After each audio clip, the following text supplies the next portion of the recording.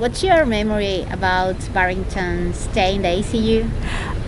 I think my major memory is the difficulty I had with receiving communication from the hospital.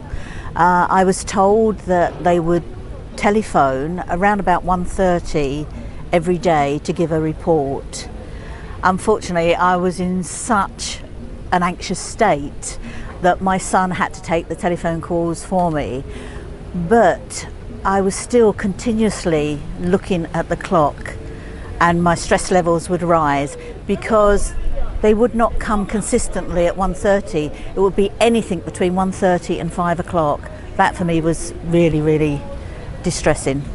What do you think the families from a patient in the ICU will need to deal with things better? I think like communication is the key. You know, communication in being able to know how to access the ICU, what their procedures are.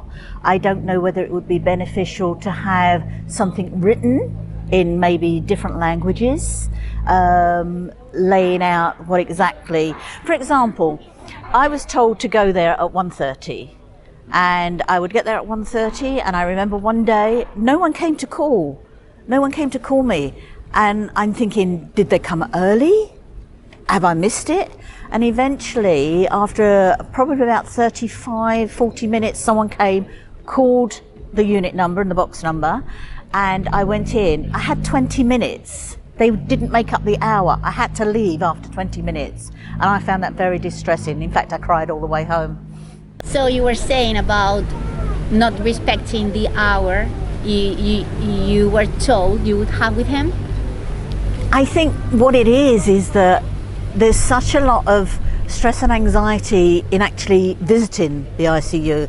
You only get that 1 hour in the afternoon, and I think maybe an hour in the evening. I couldn't do that because I was so frightened to drive in the dark. I hadn't been driving for a long while, and it was enough for me to drive during the day. And it was so precious, that hour, that when it was cut short, it was actually soul destroying. It was just so bad, particularly as Barrington always got very agitated when I wasn't there. Did you feel treated respectfully by the staff? Oh, absolutely. I mean, one of my major concerns was that because Barrington is a black male, that there would be some form of racism. No, it didn't happen, but because we were a biracial couple, that was always at the back of my mind. But you know, the staff were absolutely superb. Did you feel understood by the staff what you were experiencing at the moment? I think it's very, very difficult for someone to understand another person's feelings and what exactly they're going through. I have plenty of people that say to me, oh, it must have been very difficult. Yes, it was. But the only time I felt real empathy from someone was when I was speaking to the wife of another ex-coma patient, and she didn't have to say, because I knew exactly what we'd both gone through. So you didn't feel that from the staff, but you saw their empathy? Yeah, but I don't know, obviously I don't know, but I just think it's very, very difficult. You can sympathise, but I don't think you can actually know. I mean, as a relative of someone in ICU, I don't even know whether I understood my own emotions and feelings at the time. Do you think your visits during his stay were useful? Did you feel absolutely useful? Absolutely, without a doubt. After I was asked to come in for a longer length of time, which was wonderful, from round about 11:30, 12, and I stayed till 5:30 in the evening. His hands and feet were very, very scaly, where his skin was dry, so I was able to massage his hands and his feet. I played messages from the children. I played his own music. I understand he was in a coma at that time. Exactly, yeah. Well, he was in a coma for practically the whole length of time he was in ICU. And I actually moved his arms and his legs because I didn't want them to waste away. So I thought I was doing some good. Whether I did or not, I don't know. But yeah, you felt good about that. I felt really good being. I thought I was contributing to his well-being. And after your experience, how can you contribute to possible new patients or families, the ICU? Well, I think a lot of things have come to light. I think it would be helpful if there was some sort of support group for post UCI patients. I know Barrington occasionally gets flashbacks. I myself get triggered sometimes. And I recently had an email from a gentleman who was in, I don't know which UCI, but it was in 2019. And he says he still can't work out what was real for him and what wasn't. And I believe Dr. Louis and his humanisation team refer to that as PICS, the post-intensive care unit syndrome. And that gentleman was actually saying he would like some support. So maybe there is a way that ex-patients can be advised of a support group or something along those lines. I think that would be helpful. And the other thing is, I have a background in social work, counselling and drug abuse. So I was well aware when Barrington came out of the coma that he would have lots of problems. It was scary for me even knowing what I know. So I'm just thinking to myself, patients that have no, relatives that have no idea what to expect can be very frightened and traumatized by that. I mean, for a simple thing is, I thought he'd wake up and he'd be normal. Not that he's ever normal, but I didn't realise that he couldn't speak, that he couldn't move his arms and legs, that it'll take a while before he could walk. I mean, I was completely oblivious to that. And you were not told about that? No, I wasn't.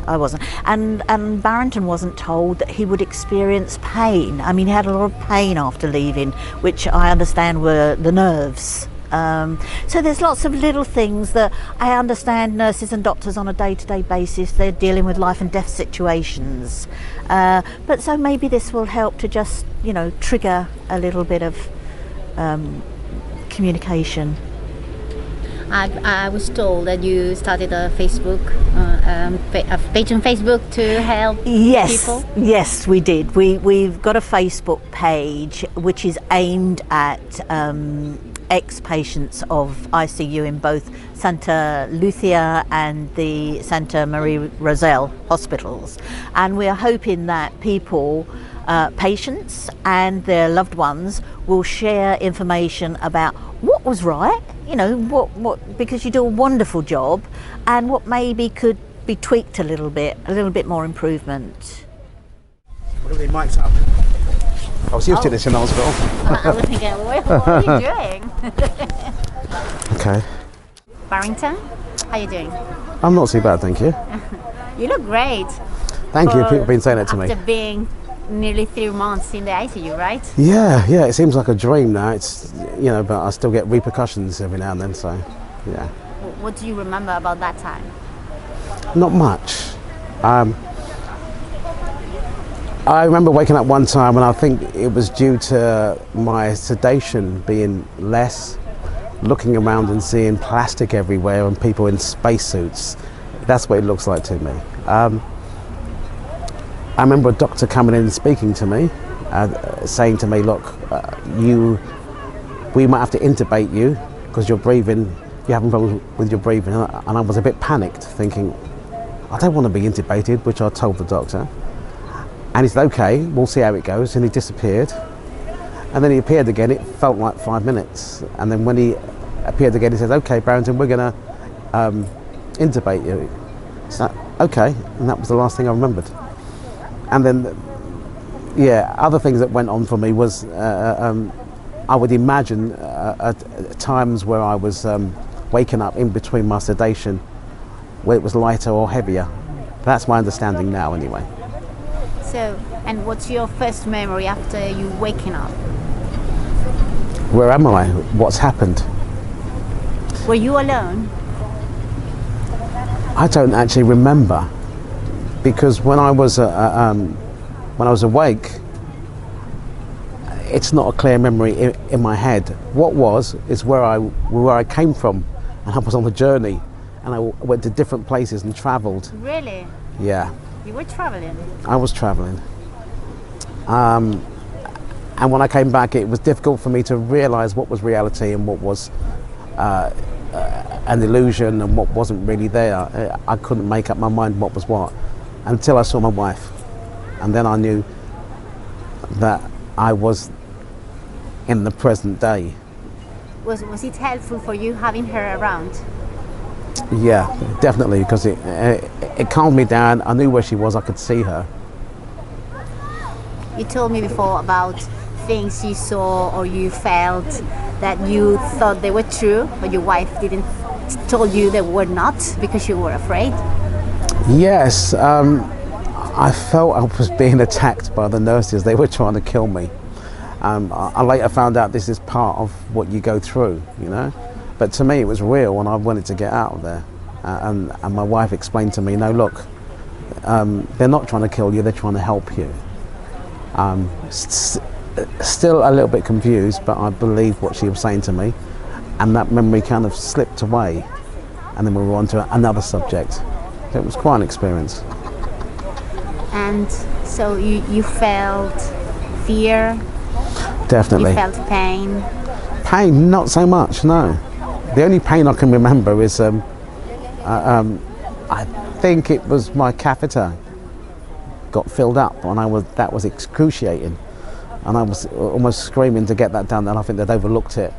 That was the only pain I can remember. But you remember fear, being afraid? Yes, yeah. And did you feel alone? Did I feel lonely? It's difficult because in ICU my memory is quite vague. When I came out of the ICU, I can remember and relate to a lot of things and wanting to do and what I was thinking and feeling, but ideally, no, I didn't. What was your biggest fear? What can you remember about being afraid of? Ooh.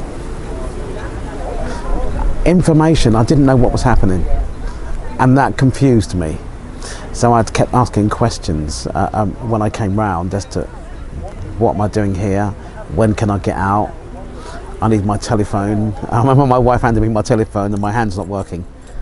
So she tried to explain to me that you can't move your hands or your legs and you've been in a coma for 3 months, and that was a bit of a shock, yeah. So my fear was not being able to do anything, basically. You know, I'm now a burden on my wife. I don't want to be a burden. How did you feel treated in the time you were admitted in the ICU? Oh, fantastic. I knew they looked after me. As I said, what little memory I had, you know, I can't fault them. I really can't. You know, my issues are, small issues are when I was out of the ICU and in the ward, and they're quite trivial to be I'm totally honest, but I think it's important for people to realise if a family member's gone through what I've been through, they can still talk to them, they can still touch them, that they treat them as if they're awake, you know, because we do know, you know, we do. Is there any experience or something do you remember as, someone treating you especially well, or something that made you feel special when you were in the ICU?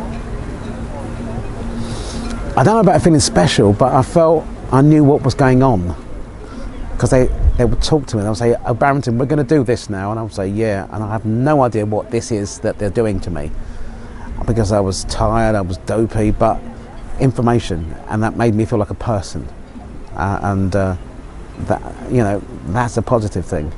So we can say what you think is about the patients. They need information to feel information is key. Relaxed and confident. in the Yeah. situation? I think what helped me was the fact that my wife was there explaining it to me and telling me what was going on and saying that they're going to do this to you now. This means that, okay, relax, they're going to come in. And that made me understand what they had to do, why they had to do it. And I was less afraid. I was less, I can't think of the word. I wasn't objecting what they were doing to me.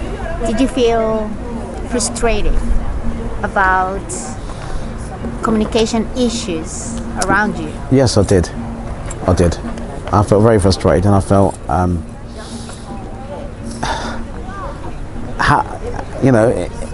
it was very daunting. You know, I couldn't move my arms and legs. What can I do? How can I get out of here? When am I getting out of here? All this information wasn't relayed to me, but it was later. But I wanted to know now. I wanted to know what was happening, and that was profound. It was like, why isn't anyone telling me anything? It was because of the language barrier, or it was because of your situation? I think a language barrier only played a little part, because I picked it up quite quickly on the Spanish as to what they were saying and doing, like to press the call button and things like that. So it was more about, it goes back down to what I keep saying, keep me informed. If they'd told me and explained to me what was happening, that would have made it easier. Secondly, if I'd come out of the room I was in, that would have been fantastic, because I just hated the room. I needed to get out. I wanted to be in the hallway, anywhere else but that room. And how do you think you can contribute to other patients or families dealing with the same situation you've been through? Well, I come from a social work background. I used to be a social worker in the UK. I used to run a drug helpline as well. So looking at all the information that I'm aware of, I think some kind of support group where people can come in, nurses can come in, and we can all communicate and share, particularly the patient and the families that are going through a family member that's in a coma, so that they can share these experiences to know that they're not on their own. I get flashbacks. It might be a sound that I hear and I feel terribly sick and I can't move and I'm panicked by it. And it's probably one of the sounds of the machines in ICU when I was under sedation. But that stays with me. Certain things happen when I'm watching TV and I see something and it clicks. And I'm in tears and I'm really emotional and I panic again. And it just reaffirms where I've been and what I've come through, but I wasn't expecting it at that particular moment. So it's something around you that triggers that emotion and makes you feel fear again. I think some kind of support group once a month would be ideal, not only for the families, for the nurses as well, because they're closest to the patients, so that they got somewhere to share their feelings and emotions and thoughts, and we can all help each other. So tell me about all the experiences you've had. Well, I came to realise that my wife told me an incident where they tried to put me in the chair, and they were having great difficulty because I was fighting them and struggling. So they contacted my wife and asked her to come in. And when I heard her voice, I was calmer. Now, when my wife told me that, there were key things that stuck out. I said, was I asleep? She said, yes. And I listened to you. She said, yes. I said, but I wasn't there. She said, well, where were you? I said, actually, I'd been kidnapped and I was tied up. And they had taken my wife away in another area and they were threatening to kill her. This is the dream state that I felt that I was in. And I was tied up like this, and I was trying to get out, and I was nodding my head like this, trying to get out. And then eventually I did escape and rescue my wife in my dreamscape. And when my wife had explained to me what happened, I was amazed. They thought there was an issue with me. I wasn't fighting them because I wasn't there. I was somewhere else. And a few more of these incidents had happened in the ICU. When my wife relays a story, I tell her what I was doing at that time. I don't know how I'm able to do that, but certain things jump out at me. So you lived in different realities. You had Yes. your own, and she saw our reality. I was in another part of the world, a desertly place, in a shack in the middle of a desert, tied up, and people were trying to harm my wife and harm me. That's where I was. The Facebook site that we set up, I can never remember the name. What is it? It's Are You an Ex-Patient of Santa Lucia and Santa Maria Roselle ICU unit. Okay, that's good. We wanted to involve people to get in the group to talk about their experiences, yeah? Yeah, to not praise the ICU unit because we all know they do a fantastic job, but to share experiences. For example, I researched what a coma patient experienced when they came out of a coma, and I was hearing that they were frightened. All they could hear is the buzzing of the machines. They had tubes, they couldn't speak, they couldn't move, and it was quite a terrifying experience for them. They didn't take in anything else, they didn't take in relatives in the room. And so what I did is I made a recording telling you that if you wake up, that don't be frightened about the machines, don't be worried about the tubing, that you were safe, that you were in the ICU. And I played that continuously. Used to put the phone in your ear and played that continuously. Wow. I don't know whether it helped Wow. at all when you came Wow. out of your coma. I knew a lot, but I don't know whether I took that in. I must have taken that in. Yeah. Okay. So tell the people what we're trying to achieve by having this Facebook page.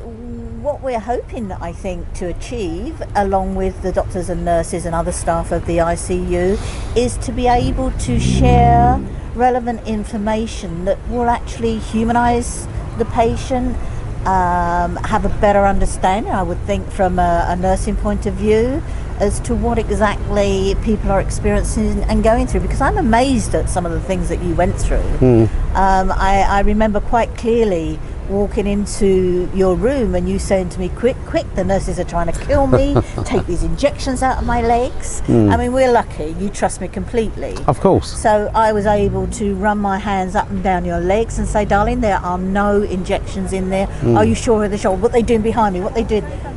I know, because we've worked with drugs, that it was the drugs you were coming off of that were causing some sort of hallucination. But I would imagine for people that have no understanding of that, that would be a scary thing to go through. Yeah. It was. But going back to the Facebook page, people need to understand that a lot of cultures don't like to complain. Exactly. They like to take it inwards, thinking they're a big strong man or a strong person. I suck it up, I'm here, so I don't want to talk about it, because they feel they're going to be labelled or stamped as mad or put in a nut house, yeah? We're trying to open that cage and say, hey, look, we want to help. Tell us all the negatives so we can see if we can change stuff. Let's see if we can help you. But I think that that's what's helpful about us sharing our experiences, Right. in the hope that people will follow suit and share what they've gone through. Some people don't. Some people are very private. They don't. They want to cope with it on their own. But for others, I think it can be helpful. Okay. But I think it is a two-way street. For staff, patients, or three-way, relatives as well. Yeah. That's good. Thank you. Glad you're back. Glad you're back too.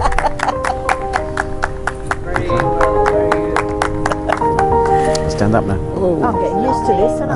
Well.